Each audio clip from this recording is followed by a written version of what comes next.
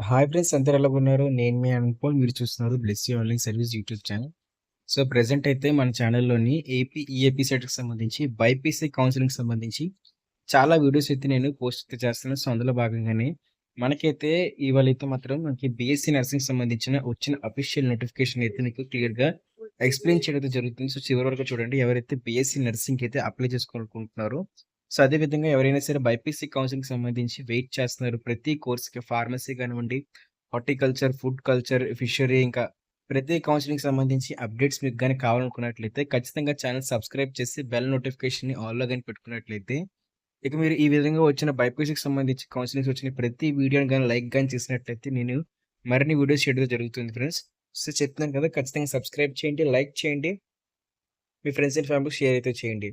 ఇక మనం చూసుకున్నట్లయితే ఇక్కడ డాక్టర్ ఎన్టీఆర్ యూనివర్సిటీ అని చెప్పేసి అయితే ఉంది కదా! సో, మీకు విజయవాడ నుంచి అయితే ఈ నోటిఫికేషన్ అయితే వచ్చింది. ఇదైతే doctor NTR university of health sciences నుంచి అయితే వచ్చింది ఫ్రెండ్స్. సో, మీకు బీఎస్సీ నర్సింగ్‌కి సంబంధించి పోస్టులైతే అంటే బీఎస్సీ నర్సింగ్‌కి సంబంధించి మీకు అడ్మిషన్స్ అయితే ఓపెన్ అయితే అయ్యాయి. సో, 4 ఇయర్స్ కోర్స్ అనేది మీకు సింపుల్‌గా అయితే స్టార్ట్ అయితే అయింది. అది కూడా 2024, 2025కి సంబంధించి అడ్మిషన్ ప్రాసెస్ అయితే మీకు స్టార్ట్ అయింది ఫ్రెండ్స్. ఇక మీకు గాని చూసుకున్నట్లయితే ఇక్కడ 4 ఇయర్ డిగ్రీ కోర్స్‌కి సంబంధించి మీకు స్టార్ట్ అయింది. Seats in government nursing college and private aided non minority and minority nursing కాలేజెస్‌కి సంబంధించి మీకైతే ఇదైతే అడ్మిషన్ ఫ్రెండ్స్. సింపుల్‌గా ఇక్కడ చూస్తున్నారు కదా! https://డాక్టర్ ఎన్టీఆర్ హెచ్ఎస్ఏపీ.ఇన్ అని చెప్పేసి. సో, మీరు ఈ వెబ్‌సైట్‌లో అయితే అప్లై అయితే చేసుకోవాలి. సో, సింపుల్‌గా మీకు ఎలా అప్లై చేసుకోవాలో కూడా మీకు మొత్తం అంటే వీడియో చివరిలో టైం ఉంటే చెప్తాను. సో, అదేవిధంగా ఈ వీడియోలోని మీకు కట్ ఆఫ్ ఇంకా అదే విధంగా మీకు కావాల్సిన డాక్యుమెంట్స్ ఏంటి? ఇంకా మినిమమ్ ర్యాంక్ ఎంత రావాలి? ఎంత పర్సెంటేజ్ ఉండాలి? ఇంకా ఇంటర్‌లో కూడాను మీకు ఎంత పర్సెంటేజ్ ఉంటేనే మీరు ఈ కౌన్సెలింగ్‌కి మీరు ఎలిజిబుల్ అవుతారు. అప్లై చేసుకోవడానికి మొత్తం కూడా ఈ వీడియోలో డిస్కస్ చేస్తాను. సో, చివరి వరకు చూడడానికి ట్రై అయితే చేయండి. వీడియో బ్యూటిఫుల్‌గా లెంత్ అయితే ఉంటుంది. ఇక ఫస్ట్ ఆఫ్ ఆల్ మనం ఇంపార్టెంట్ డేట్స్ అయితే చూసుకుందాము. సో, ఏంటి ఇంపార్టెంట్ డేట్స్ అనేది? సో, ఇక్కడ మీకు 2/9 అనేది అయితే ఇచ్చారు కదా! ఇక్కడ మీకు నేను సింపుల్‌గా చెప్తాను. ఇక్కడ మీకు 10థ్ సెప్టెంబర్‌తో మీకు 2 గంటల మధ్యాహ్నం 2 గంటల నుంచి మీకు స్టార్ట్ అయితే అవుతుంది. మీకు 10థ్ సెప్టెంబర్ నుంచి అయితే ఆల్రెడీ స్టార్ట్ అయితే అయిపోయింది. ఇక ఇది సెకండ్ డే అనుకుంటా నేను చేసేసరికి. సో, ఆ తర్వాత కూడా మీరు చూసుకున్నట్లయితే మీకిక్కడ 9 పీఎం ఎవరైతే 17థ్ సెప్టెంబర్‌తో అయితే మీకు ఈ నోటిఫికేషన్‌కి అప్లై చేసుకోవడానికైతే లాస్ట్ డేట్ అయితే క్లోజ్ అయితే అయిపోతుంది. ఎలిజిబుల్ అయిన ప్రతి క్యాండిడేట్ కూడా అప్లై అయితే చేసుకోవచ్చు. ఎవరు అప్లై చేసుకోవచ్చు అనుకున్నట్లయితే ఎవరైతే ఓసీ, ఎస్సీ, ఎస్టీ, బీసీ ఇంకా పీడబ్ల్యూడీ క్యాండిడేట్స్ ఉంటారో వాళ్ళలో ఎవరైతే ఈఏపీ సెట్ క్వాలిఫై అయిపోయి ఉండుంటారో వాళ్ళు మాత్రమే దీనికి అప్లై చేసుకోవచ్చు. ఇంకా కొన్ని క్రైటీరియాస్ కూడా ఉన్నాయి. సో, వాళ్ళు మాత్రమే దీనికి అప్లై అయితే చేసుకోవడానికి అయితే అవుతుంది. సో, వెబ్‌సైట్ లింక్ కూడా చూసారు కదా! ఇక మీకు చూసుకున్నట్లయితే మినిమమ్ కట్ ఆఫ్ అయితే ఇవ్వడం జరిగింది. ఎవరైతే బీఎస్సీ నర్సింగ్‌కి సంబంధించి ఈఏపీ సెట్ ఎగ్జామ్ రాసి క్వాలిఫై అయ్యారో వాళ్ళకి మినిమమ్ కట్ ఆఫ్ అయితే ఇచ్చారు. సో, ఇక్కడ మీకు పర్సెంటేజ్ ప్రకారం చూసుకుంటే 50% అయితే చెప్పారు.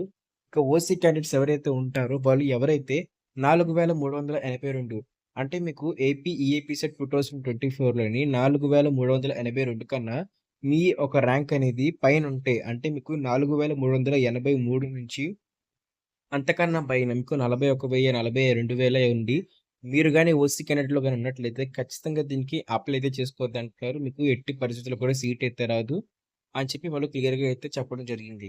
ఇక ఇదే విధంగా ఎవరైతే ఎస్సీ, ఎస్టీ, బీసీ క్యాండిడేట్స్ ఉంటారో వాళ్ళందరికీ కూడా మినిమమ్ కట్ ఆఫ్ అయితే పెట్టడం జరిగింది. సో, అది కూడా చూసుకున్నట్లయితే మీకు 40% ఇచ్చారు. అంటే మీరు ఎవరైనా సరే ఎస్సీ, ఎస్టీ, బీసీ క్యాండిడేట్స్ ఉంటారో వాళ్ళలోని 48,459 ఏదైతే ఈ నంబర్ ఉందో, ఈ ర్యాంక్ ఉందో, ఈ ర్యాంక్ కన్నా ఎవరైనా అంటే మీరు లోపల అంటే మీరు 47,000, 46,000 సో, ఆ విధంగా గాని మీకు ర్యాంక్ గాని ఉన్నట్లయితే మీరు అప్లై చేసుకోవచ్చు. కానీ అంతకన్నా ఆ ర్యాంక్ కన్నా మీకు ర్యాంక్ గాని ఎక్కువగాని ఉన్నట్లయితే మీరు ఎట్టి పరిస్థితుల్లో కూడా దీనికి అప్లై చేసుకోకండి. మీకు సీట్ అయితే రాదు. ఇక మీకు జనరల్ కేటగిరీలో కూడా డిజేబిలిటీ సో, వరకు 45% ఇచ్చారు. సో, ఓసీ, పీడబ్ల్యూడీకి వాళ్ళకి కూడా ఒక సెపరేట్ ర్యాంక్ అయితే ఇవ్వడం జరిగింది. సో, ఇక్కడ మీకు చెప్తున్నా కదా! చివరి వరకు చూడడానికి ట్రై చేయండి. మొత్తం నేను మీకు ఎక్స్‌ప్లెయిన్ చేస్తాను. సో, మీకిక్కడ ఇంకా అదే విధంగా నెక్స్ట్‌గా చూసుకుంటే ఫీజ్ స్ట్రక్చర్ కోసం మనం మాట్లాడుకున్నట్లయితే, అంటే ఫీజ్ స్ట్రక్చర్‌కొచ్చేసరికి మీకు ఏదైతే as fixed by the government of Andhra Pradesh ఏదైతే ఉందో, so, fee structure permitted government nursing కాలేజ్‌కొచ్చేసరికి గవర్నమెంట్ ఆఫ్ ఆంధ్రప్రదేశ్ ఫిక్స్ చేసిన అమౌంటే మీకుంటుంది. ఇక ప్రైవేట్ అండ్ ఎయిడెడ్ కాలేజెస్‌లో కూడా మీకు గవర్నమెంట్ ఏమైతే ఫిక్స్ చేస్తుందో అక్కడ సేమ్ అయితే ఉంటుంది. ఇక ఇదే విధంగా మీకు ఇక్కడ సీట్స్ అది ఎలాగా ఇస్తారు అని చెప్పి చూసుకున్నట్లయితే మీకిక్కడ 100% seats of government nursing colleges in state of Andhra Pradesh అని చెప్పి మీకు ఇవ్వడం జరిగింది. అంటే మీకు గవర్నమెంట్ కాలేజ్‌లో 100% సీట్స్ కూడా మీకు గవర్నమెంట్ స్టూడెంట్స్‌కి అయితే ఈ కౌన్సెలింగ్ ద్వారా మీకు ఇవ్వడం జరుగుతుంది. ఇంకా అదే విధంగా category A 60% intake in private unaided minority nursing colleges in state of Andhra Pradesh. ఇంకా అదే విధంగా category A seats in private unaided minority nursing colleges in state of Andhra Pradesh doctor NTM first nursing Christian medical college అని చెప్పేసి. అంటే ఏవైతే government కాలేజ్‌లు ఉన్నాయో, government కాలేజ్‌లో 100% కూడా సీట్స్ అనేవి ఫిల్ అయితే అవుతాయి. సో, మీకు కేటగరీ ఏ కింద 60% ఇంటేక్ అయితే జరుగుతుంది. ఏవైతే ప్రైవేట్ అన్‌ఎయిడెడ్ కాలేజెస్ ఉన్నాయో, సో, అందులోనే ఇంక మీకు క్రిస్టియన్ మెడికల్ కాలేజెస్ ఇంకా చిత్తూరు క్యాంపస్ ఏవైతే ఉన్నాయో వీటిట్లో అయితే మాత్రం 60% అయితే జరుగుతుంది. సో, ప్రైవేట్ అన్‌ఎయిడెడ్‌లోనే. ఇక నెక్స్ట్ గాని చూసుకున్నట్లయితే మీకు స్క్రోల్ చూసుకున్నట్లయితే ఎలిజిబిలిటీ కండిషన్స్ అయితే ఇవ్వడం జరిగింది. సో, మీరు సింపుల్‌గా అంటే మీరు స్కిప్ చేయకండి చదవండి ఒకసారి. ఇక్కడ candidates who have been qualified and secured minimum percentile in AP, EAPCET as detail above determine the merit list. So, సింపుల్‌గా మీరు క్వాలిఫై అయ్యి మీరు మినిమమ్ పర్సెంటైల్ తెచ్చుకుంటే గాని మీరు అప్లై అయితే చేసుకోవద్దు. ఇక ఈ పాయింట్‌కి గాని వెళ్ళినట్లయితే మీరిక్కడ సింపుల్‌గా చూడండి. ఎవరైనా సరే అప్లై చేసుకోవాలనుకున్నట్టయితే వాళ్ళు ఖచ్చితంగా ఎంపీసీ స్ట్రీమ్ అయితే కాకుండా మీరు బైపీసీ స్ట్రీమ్ అయితే ఉండాలి. సో, బైపీసీ స్ట్రీమ్ వాళ్ళు మాత్రమే ఈ బీఎస్సీ నర్సింగ్ పోస్ట్‌లకైతే అంటే బీఎస్సీ నర్సింగ్ అడ్మిషన్స్‌కైతే మీరు అప్లై అయితే చేసుకోవచ్చు. ఏదైతే మీకు విజయవాడ నోటిఫికేషన్ ఏదైతే వచ్చిందో. సో, మీరు ఖచ్చితంగా బైపీసీ పూర్తి చేస్తేనే మీరు దీనికైతే అప్లై అయితే చేసుకోవచ్చు. సో, ఇక్కడ బైపీసీకి కూడా కొన్ని రూల్స్ అయితే ఉన్నాయి. ఎవరైతే ఇంటర్మీడియేట్‌ని పూర్తి చేశారో, ఆ ఇంటర్మీడియేట్ ఓవరాల్ పర్సెంటేజ్‌ని మీరు కాలిక్యులేట్ చేసి, ఓసీ వాళ్ళకి మినిమమ్ 45% అనేది ఉండాలి. సో, మీకు 45% కన్నా మార్క్స్ తక్కువుంటే, మీరు అప్లై అయితే చేసుకోకండి. మీకు సీట్ అయితే రాదు. ఇంకా అదే విధంగా బీసీ, ఎస్సీ, ఎస్టీ వాళ్ళకైతే మాత్రం 40% కన్నా మీకు ఇంటర్ మార్క్స్ గాని తక్కువ ఉన్నట్లయితే మీరు అప్లై అయితే చేసుకోవద్దు. సో, మీరు కాలిక్యులేట్ చేసుకొని total number of marks by total number of marks gained అని చెప్పేసి మీకు ఒక పర్సెంటేజ్ వస్తుంది. ఎంత పర్సెంటేజ్ వచ్చిందని చెప్పేసి. చెప్తున్నాను కదా! ఓసీ వాళ్ళైతే 45% కన్నా ఎక్కువ ఉండాలి. బీసీ వాళ్ళైతే 40% కన్నా ఎక్కువ ఉండాలి. ఇక అదే విధంగా మీరు ఏఏపీ సెట్ అంటే ఏపీ, ఈఏపీ సెట్‌ని మీరు ఖచ్చితంగా క్వాలిఫై అయితే అయ్యుండాలి. పైన చెప్పిన ర్యాంక్ కన్నా మీకు తక్కువైతే వచ్చుండాలి. ఇక మీకు ఏజ్ క్రైటీరియా చూసినట్లయితే మీకు అప్పర్ ఏజ్ లిమిట్ అనేది ఎటువంటి ఏజ్ లిమిట్ ఉండదు. ఇక మీకు 17 ఇయర్స్ అనేది కంప్లీట్ అయితే అయిపోవాలి. యాస్ ఆన్ 31/12/2024 అంటే మీకు డిసెంబర్ 31 కల్లా మీకు 17 ఇయర్స్ అనేవి కంప్లీట్ అయ్యి అయితే ఉండిపోవాలి. ఇక అప్లికేషన్ ఫీజ్ కనుక చూసుకున్నట్లయితే మీకు అంటే మీకు బోర్ కొట్టినా చూడడానికి ట్రై అయితే చేయండి. సో, చూసుకున్నట్లయితే మీకు ఓసీ వాళ్ళకైతే మీకు ఫీజ్ ఎంత కావాలి అని చెప్పి మీరు చూసినట్లయితే ఓసీ వాళ్ళకి మీరు రూ. 2,360 అయితే పే అయితే చేయాలి. మీకు రూ. 2,000 ఫీజు ప్లస్ 18% జీఎస్టీ పడుతుంది. ఎవరైతే ఓసీ వాళ్ళుంటారో. అంటే ఓసీ వాళ్ళకి రూ. 2,360 అయితే మాత్రం పక్కా పడుతుంది. వాళ్ళు ఆ అమౌంట్ అనేది మీరు డెబిట్ కార్డ్ కానీ, క్రెడిట్ కార్డ్ గానీ, ఇంటర్నెట్ బ్యాంకింగ్‌తో పే చేయాలి. మీరు ఫోన్‌పేతో, జీపేతో చేసేస్తానంటే కుదరదు. సో, ఖచ్చితంగా ఒక డెబిట్ కార్డ్, ఒక వాలిడ్ డెబిట్ కార్డ్‌తో మీరు పే అయితే చేయాలి. మీ వాలిడ్ డెబిట్ కార్డ్ డీటెయిల్స్ ఇస్తే మీకు ఓటీపీ అయితే వస్తుంది. సో, అప్పుడు మీరు పే అయితే చేయాలి. ఇక బీసీ, ఎస్సీ, ఎస్టీ వాళ్ళకైతే మీరు రూ. 1,600 ఫీజ్ ఉంటుంది. దాంతో పాటు 288 మొత్తం కలుపుకొని రూ. 1,888 అయితే మీరు ఫీజ్ అయితే పే చేయాలి.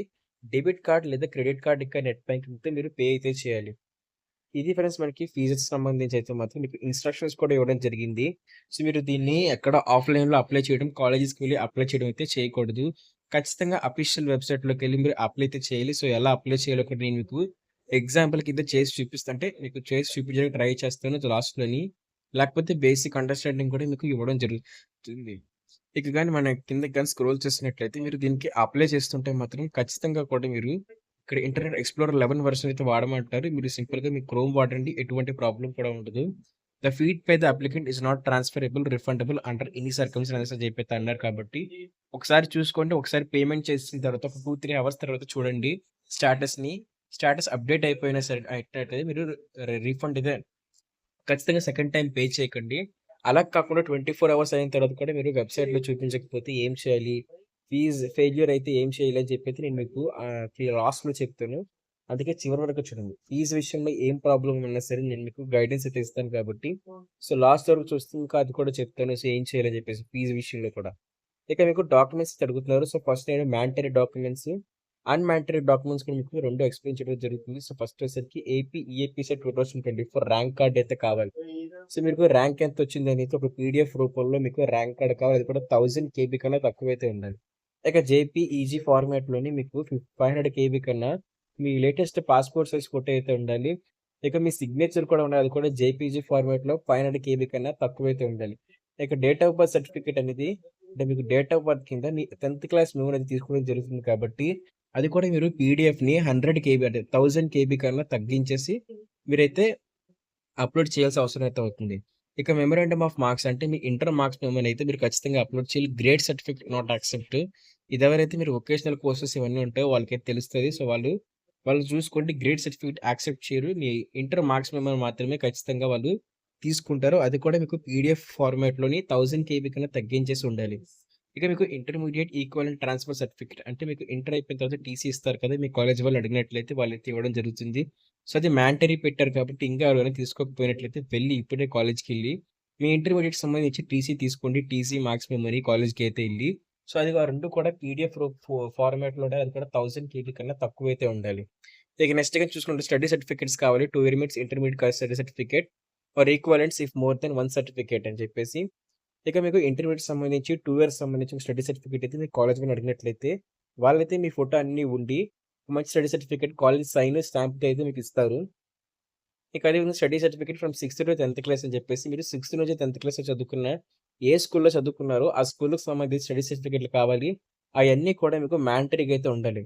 ఇక నెక్స్ట్ మీకు రెసిడెన్స్ సర్టిఫికేట్ అయితే కావాలి. ఎంఆర్ఓ ద్వారా ఇచ్చింది. మీరు 10 ఇయర్స్ అని చెప్పి ఉంటున్నారని చెప్పేసి, సింపుల్‌గా మీరు క్యాస్ట్ సర్టిఫికేట్ పెట్టినా సరిపోతుంది. లేకపోతే రెసిడెన్స్ సర్టిఫికేట్ అనేది మేము ఎంఆర్ఓ ఆఫీస్‌కెళ్ళినట్లయితే వాళ్ళు ఖచ్చితంగా అయితే ఇస్తారు. So, employment certificate for non local status ఎవరైనా సరే అంటే ఎవరైనా సరే మీరు ఎవరైనా నాన్ లోకల్ స్టాటస్ ఉండి వాళ్ళొక జాబ్ పర్పస్ మీద వచ్చినట్లయితే వాళ్ళ ఎంప్లాయ్‌మెంట్ సర్టిఫికేట్‌ని కూడా ప్రొవైడ్ చేయడం అనేది జరగాలి. సో, పైది కిందది ఏదైతే మీకు పీడీఎఫ్స్ ఫార్మాట్‌లో ఉన్నవో అవి కూడా 1000 కేబీ కన్నా తక్కువ ఉండడం జరగాలి.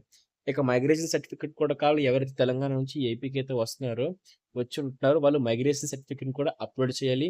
ఇక లేటెస్ట్ క్యాస్ట్ సర్టిఫికేట్ అయితే అడుగుతున్నారు. సో, మీరు 2024లోని ఉన్న క్యాస్ట్ సర్టిఫికేట్‌ని అయితే మీరు అంటే క్యాస్ట్ సర్టిఫికేట్ ఎవరైతే ఎస్సీ, ఎస్టీ, బీసీ ఉంటారో వాళ్ళు క్యాస్ట్ సర్టిఫికేట్‌ని అయితే ఖచ్చితంగా అప్‌లోడ్ చేయాలి. అది కూడా పీడీఎఫ్‌ని 1000 కేబీ లోపు. ఇక మీరు మైనారిటీకి చెందిన వాళ్ళైతే మాత్రం మీరు మైనారిటీకి సంబంధించిన క్రిస్టియన్స్, ముస్లిమ్స్ ఉంటారు కదా! క్రిస్టియన్స్ ఓన్లీ అని చెప్పి అయితే అన్నారు. సో, వాళ్ళైతే మైనారిటీ సర్టిఫికేట్‌ని కూడా అప్‌లోడ్ చేయాలి. కానీ మీరు పీడబ్ల్యూసీ సర్టిఫికేట్‌ని కూడా మీరు అప్‌లోడ్ చేయడం లేదు. ఎవరైతే మీరు పీడబ్ల్యూడీ ఏదో కోటాలోకైతే మీరు వెళ్లి మీ యొక్క సీట్‌ని పొందాలనుకుంటున్నారు. ఇక latest parental income or white ration card అయితే అన్నారు. మీరు మీ రేషన్ కార్డ్‌ని లేకపోతే ఇన్‌కమ్ సర్టిఫికేట్‌ని కూడా ప్రొవైడ్ చేయాలి. అది కూడా మీకు పీడీఎఫ్‌లో ఉండాలి. 1000 కేబీ లోపే. ఇక మీ ఆధార్ ఐడెంటిటీ కార్డ్ అయితే కావాలి. అంటే మీ ఆధార్ కార్డ్ కావాలి. Overseas certificate of parents of persons of Indian origin, overseas citizens of India. ఇది అంతగా అవసరం లేదులెండి. మీకు అప్లికేబుల్ అయితే ఖచ్చితంగా దానికి కూడా అప్‌లోడ్ అయితే చేయండి. ఇక మీకు ముందుగానే చెప్పాను కదా! నేను మీకు ఫీజ్ విషయంలో ఎటువంటి ప్రాబ్లమ్ ఉన్నా, వెబ్‌సైట్ విషయంలో ఏమైనా ప్రాబ్లమ్ ఉన్నా, ఏమైనా మిస్టేక్స్ ఉన్నట్లయితే మీరు ఖచ్చితంగా కూడా ఫస్ట్ ఆఫ్ ఆల్‌గా నన్నడైతే అడగొచ్చు. కొన్నిసార్లు నేను ఖాళీగా ఉంటే రిప్లై అయితే ఇస్తాను. ఖాళీగా లేకపోతే మీకు రిప్లై అయితే ఇవ్వను. ఏమైనా డౌట్స్ ఉంటే కామెంట్ సెక్షన్‌లో కామెంట్ చేసేయండి. ఏం మొహమాటం పడకండి. ఏ కౌన్సెలింగ్ అనే కాదు. మీరు బైపీసీ తరపు నుంచి నేను చాలా రిసర్చ్ చేసి తెలుసుకుంటున్నాను కాబట్టి, మీకు ఖచ్చితంగా అయితే ఇస్తాను. నేను 4 ఇయర్స్ నుంచి నేను మీ సేవ అనుకుని నడుపుతున్నాను కాబట్టి టెక్నికల్ ఇష్యూస్ కూడా నాకు తెలుస్తాయి. హెల్ప్ కావాలనుకున్నట్టయితే మీరు నన్ను ఖచ్చితంగా అయితే నా సోషల్ మీడియాస్‌లో గాని, లేకపోతే కింద కామెంట్ సెక్షన్‌లో గాని ఖచ్చితంగా మీరు అడగొచ్చు. మీరేం మొహమాటం కూడా పడకండి. ఇక మీకు ఎలాంటి ప్రాబ్లమ్ ఉన్నా సరే టెక్నికల్ ఇష్యూస్ నుంచి మీరు ఈ పైన ఇచ్చిన నంబర్స్‌కి అయితే కాల్ అయితే చేయొచ్చు. ఫర్ టెక్నికల్ డిఫికల్టీస్ అని చెప్పేసి ఫర్ క్లారిఫికేషన్స్ అండ్ రెగ్యులేషన్స్ ఏవైనా మీకు ర్యాంక్ కానివ్వండి, కాలేజెస్ కానీ సంబంధించి ఏమైనా డౌట్లు ఉన్నట్లయితే మీరు పైన ఇచ్చిన 3 నంబర్‌కి రెడ్ ఇచ్చిన 3 నంబర్‌కి కాల్ చేయండి. ఇక వెబ్‌సైట్ నుంచి టెక్నికల్ ఇష్యూస్ ఏమైనా వచ్చినట్లయితే మీరు ఈ నంబర్స్‌కి అయితే కాల్ చేయండి. ఈ క్లారిఫికేషన్ అండ్ పేమెంట్ గేట్‌వే చెప్పాను కదా! మీకు ఇందాకల మీకు ఏమైనా ఫీజు పడిపోయినా, మీకు రీఫండ్‌గా రాకపోయినా, లేకపోయినా సట్లే మీరు పేమెంట్ చేసిన మెసేజ్ స్టేటస్‌లోని నాట్ పెయిడ్ అని చూపించినా సరే మీరు ఈ పైనిచ్చి అంటే ఈ కిందనిచ్చిన 900 ఈ నంబర్స్‌కి కూడా మీరు కాల్ చేసి మీరు ఆ కస్టమర్ సపోర్ట్‌కైతే ఫోన్ చేయండి. సో, వాళ్ళైతే మాత్రం ఆ యూనివర్సిటీ తరపు నుంచి వాళ్ళు లిఫ్ట్ చేసి మీ ప్రాబ్లమ్‌ని సాల్వ్ చేయడానికైతే ట్రై అయితే చేస్తారు. ఇక వాళ్ళకి కూడా ఎప్పుడు పడితే అప్పుడు చేసేయకూడదు. సో, వాళ్ళకి కూడా 10-6 పీఎం లోపు మాత్రమే మీరు కాల్ చేస్తే వారు లిఫ్ట్ చేసి మీ యొక్క డిఫికల్టీస్ ఏవైతే ఉన్నాయో వాటిని సాల్వ్ చేయడానికి ట్రై అయితే చేస్తారు. ఇక ఇదే విధంగా ఎవరైతే చివరికొచ్చే వాళ్ళకి ఇంకొక ఇంపార్టెంట్ న్యూస్ అయితే చెప్పాలి. ఇక్కడ చూస్తున్నారు కదా! నేను మీకు వీడియో చేసి పెట్టకపోయినా సరే, నేను నా వాట్సాప్ ఛానెల్ అయితే మాత్రం దీనికి సంబంధించి అప్డేట్‌నయితే ఖచ్చితంగా అయితే ఇచ్చాను. సో, ఇదే విధంగా నేను కొన్నిసార్లు వీడియోస్ నా పర్సనల్ టైం ఖాళీగా ఉండడం, ఉండకపోవడం వల్ల నేను చెయ్యొచ్చు, చేయకపోవచ్చు. ఇది యూట్యూబ్‌లో కూడా చాలామంది ఇన్ఫర్మేషన్ అయితే ఇవ్వరు. ఇలాంటి బైపీసీ కోర్స్‌కి సంబంధించి నేను నోటీస్ కూడా పెట్టాను. ఇక మీకు డేట్స్, కొన్ని అర్హతలు కూడా మీకు వాట్సాప్ ఛానెల్‌లో పెట్టాను. సో, ఇదే విధంగా మీరు బైపీసీకి సంబంధించి ఎలాంటి అప్‌డేట్ అన్నా కావాలనుకున్నట్లయితే, ఇన్‌స్టంట్‌గా, ఫాస్ట్‌గా కావాలనుకున్నట్లయితే, ఖచ్చితంగా కింద ఇచ్చిన వాట్సాప్ ఛానల్ లింక్ మీద క్లిక్ చేసి జాయిన్ అయితే అవ్వండి. సో, జాయిన్ అవ్వి ఫాలో గాని అయినట్లయితే మీరు ఖచ్చితంగా వాట్సాప్ నుంచే ప్రతి అప్‌డేట్ అయితే పొందడం జరుగుతుంది. ఇక ఈ విధంగా తెలుసు కదా! బైపీసీ కౌన్సిలింగ్‌కి సంబంధించి ఎటువంటి డౌట్స్ ఉన్నా, ఎటువంటి వీడియోస్ కంటెంట్ కావాలనుకున్నట్టయితే ఖచ్చితంగా మన ఛానెల్ సబ్స్క్రైబ్ చేసుకోండి. బెల్ నోటిఫికేషన్ ఆల్‌లో పెట్టుకోండి. ఇక లాస్ట్ అండ్ ఫైనల్ ఈ వీడియో గాని మీకు నచ్చినట్లయితే ఖచ్చితంగా లైక్ చేయండి, షేర్ చేయండి. Thank you friends. బాయ్.